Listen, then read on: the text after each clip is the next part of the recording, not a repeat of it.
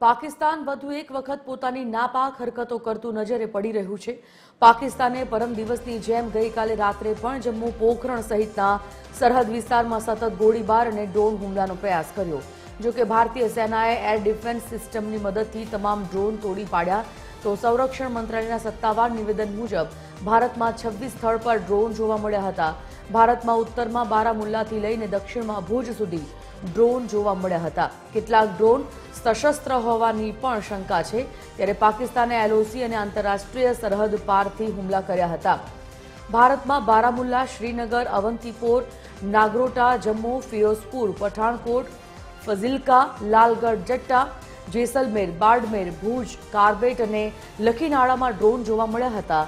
એક સશસ્ત્ર ડ્રોને ફિરોઝપુરમાં રહેણાંક વિસ્તારને નિશાન બનાવ્યું હતું, જેમાં એક પરિવારના 3 સભ્યો ઘાયલ થયા હતા।